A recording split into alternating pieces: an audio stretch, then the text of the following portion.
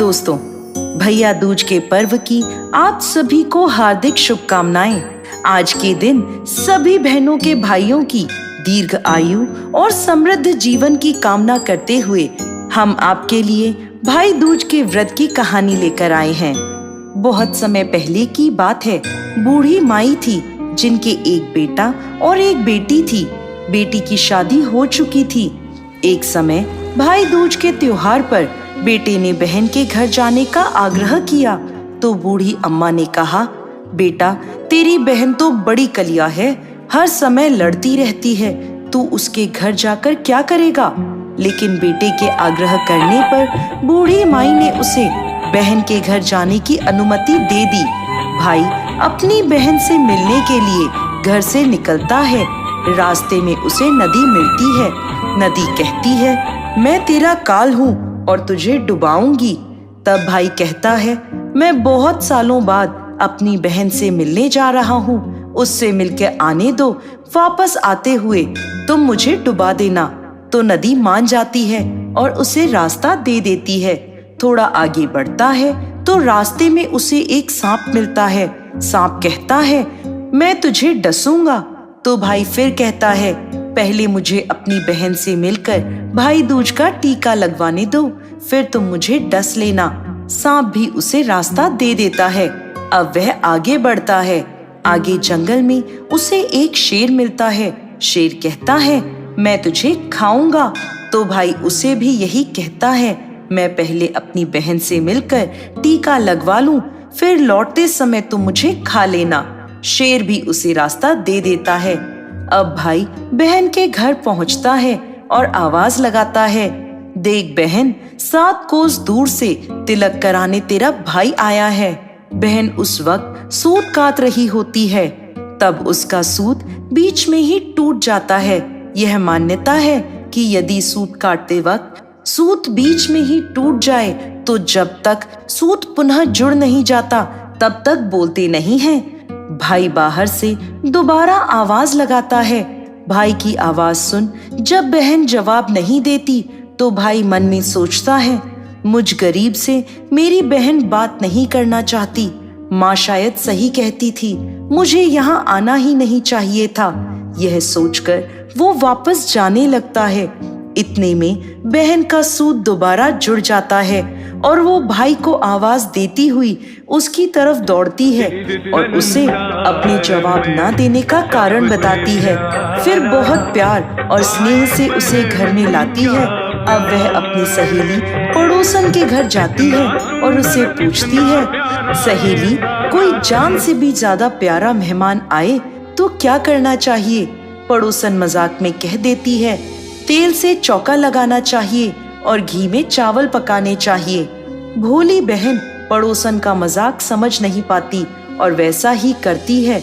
अब ना तो चौका सूखता है और ना ही चावल सींचते हैं। इधर भाई उससे कहता है, बहन बहुत जोरों की भूख लगी है, खाना परोस दो। तो बहन बोली, भाई आज ना तो चावल सींच रहे हैं और ना ही चौका सूख रहा है। भाई ने पूछा, कैसे तो तुमने चावल चढ़ाए और कैसे तुमने चौका लगाया। तो बहन ने उसे बताया, मेरी सहेली पड़ोसन से पूछा था, उसने कहा जान से भी ज्यादा प्यारा मेहमान आए तो तेल का चौका लगाना चाहिए और घी में चावल चढ़ाने चाहिए। भाई बोला, अरे मेरी भोली बहन, कभी तेल का चौका सूखा है और कभी घी में चावल पके हैं। तुम पानी का चौका लगाओ और पानी में ही चावल चढ़ाओ। फिर वह ऐसा ही करती है। जब चौका सूख जाता है और चावल पक जाते हैं तो उसमें घी और शक्कर डालकर भाई को भोजन कराती है और उसे तिलक करती है। ऐसे ही कई दिन बीत जाते हैं। एक दिन भाई बहन से कहता है, बहन अब मैं घर वापस जाऊंगा, माँ अकेली है। अगले दिन सुबह बहन जल्दी उठकर गेहूं पीसकर भाई के लिए लड्डू बनाती है और कुछ लड्डू बच्चों के लिए रखकर अपने भाई को विदा करती है। सुबह जब बच्चे उठते हैं तो माँ से खाने को मांगते हैं तो वह बच्चों को वही लड्डू देने लगती है। तब देखती है कि सारे लड्डू हरे रंग के हो गए हैं। फिर वह चक्की में देखती है तो उसमें गेहूं के साथ एक सांप भी पिस गया होता है। वह उन लड्डुओं को फेंक देती है और अपने भाई के पीछे भागती है। रास्ते में एक पेड़ के नीचे उसका भाई बैठा होता है। उसे देखकर भाई बोला, क्या हुआ बहन? तो वो पूछने लगी, मैंने तुम्हें लड्डू बांधे थे, वो कहाँ हैं? भाई बोला, तेरे लड्डू मैंने अभी खाए नहीं, पेड़ पर टंगे हैं, ले ले। वो पेड़ से लड्डुओं को उतारती है और वहां गड्ढा कर उन लड्डुओं को गाड़ देती है। फिर अपने भाई को सारी बात बताती है। भाई बोला, बहन तूने एक बार तो मुझे बचा लिया, लेकिन मैं पीछे कईयों को साई देकर आया हूँ। और बहन को सारी बात बताता है। वह दोनों वहां बैठे बात कर ही रहे होते हैं कि बहन भाई से पानी मांगती है। भाई बोला, थोड़ी दूर एक तालाब है, वहां से मैं अभी पानी लेकर आता हूँ। बहन बोली, मैं खुद ही जाकर पी लेती हूँ और वापस आती हूँ। वो पानी पीने तालाब पर पहुँचती है तो देखती है कि वहाँ एक बूढ़ी माई बैठी है। वो उनके पास जाकर पूछती है, माँ तुम यहाँ क्यों बैठी हो? तो वह बूढ़ी माई कहती है, मैं विधाता हूँ, एक बहन के भाई की तात गढ़ रही हूँ। तब वह पूछने लगी, माता वो कौन भाई है? तो विधाता उसे बताती है एक भाई जिसके प्यार में उसकी बहन ने सांप की हत्या कर दी। बहन सोचने लगी, ये तो मेरा ही भाई है। वो घबरा जाती है और विधाता से पूछती है, माँ उस भाई को इस श्राप से बचाने के लिए क्या करना होगा? विधाता उसे बताती है कि उसकी एक बहन है, जब वो उसे खूब गालियां दे और उसकी शादी होने तक उसकी हर घात को टाल दे तो उसका भाई बच सकता है। वो तुरंत अपने भाई के पास जाकर उससे कहती है, भाई मैं तुझे माँ के घर तक छोड़ने चलूंगी, लेकिन रुक, मैं अभी आती हूँ। थोड़ी ही देर में वो भाई के पास पहुँचती है और दोनों घर के लिए आगे बढ़ते हैं।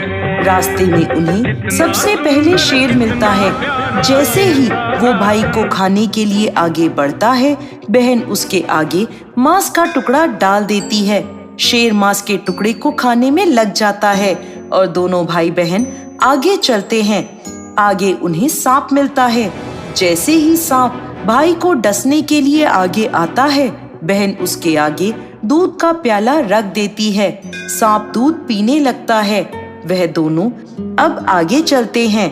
रास्ते में उन्हें नदी मिलती है जो भाई को डुबाने को तैयार होती है, पर वह नदी को ओढ़नी उड़ा देती है। खुश होकर नदी भी दोनों को रास्ता दे देती है। अब वह दोनों आगे बढ़ते हैं और अपने घर पहुंचते हैं। बेटी को देख माँ खुश हो जाती है, पर बहन उसी समय भाई को गाली देने लगती है। माँ बेटे से बोली, तू इस कलिया बहन को क्यों ले आया? तब भाई बोला, माँ बहन तो बहुत अच्छी थी, पता नहीं घर आते ही इसे क्या हो गया। कुछ ही दिनों में भाई का रिश्ता आता है तो सब कहते हैं बहन पागल तो है पर भाग्यवान है। पर जब ससुराल वाले सगाई की मिठाई लाते हैं तो बहन कहती है, इसकी मिठाई क्यों बांटते हो, पहले मेरी बांटो। कई बड़े बुजुर्ग बोले, इसे भी भाई के साथ सगाई में बिठा दो। सगाई शुरू होती है तो वहाँ आग लग जाती है। बहन को तो पता ही था कि उसके भाई की घात है, उसने तुरंत ही वो आग बुझा दी। अब कुछ दिन बाद शादी के कार्यक्रम शुरू होते हैं, परंतु बहन हर समय भाई के साथ रहती। जब भाई की निकासी होने लगी तब बहन बोली, अरे इसकी निकासी क्या करते हो, पहले मेरी निकासी करो, इसे पीछे के दरवाजे से लेकर जाओ। बहन के इतना कहते ही आगे का दरवाजा टूटकर गिर जाता है। सब कहते हैं भले ही बहन कलिया है पर बराबर भाई की जान बचा रही है। जब भाई फेरों में बैठता है तो फिर बहन कहती है, इसकी जगह मैं फेरों में बैठूंगी। शादी के बाद जब दूल्हा दुल्हन की रात जागती है तो बहन कहती है, इसकी नहीं पहले मेरी रात जगाओ। कई लोग बोले, बीच में पर्दा लगाकर इसे भी साथ में सुला दो। रात में जब भाई भाभी सो जाते हैं तब वहाँ एक सांप आता है। बहन तो तैयार ही बैठी थी, वह उसे पकड़कर टोकरी में रख देती है और सो जाती है। आज वह कई दिनों में निश्चिंत होकर सोई थी।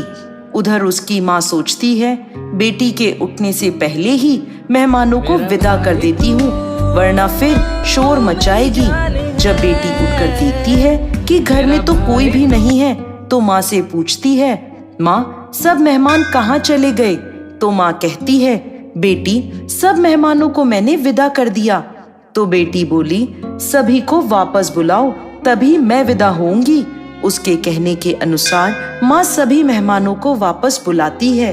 तब वह माँ से बोली, माँ आज के दिन के लिए ही मैं पालने में पूत और चूल्हे पर दूध छोड़कर आई थी और पागल हो गई थी।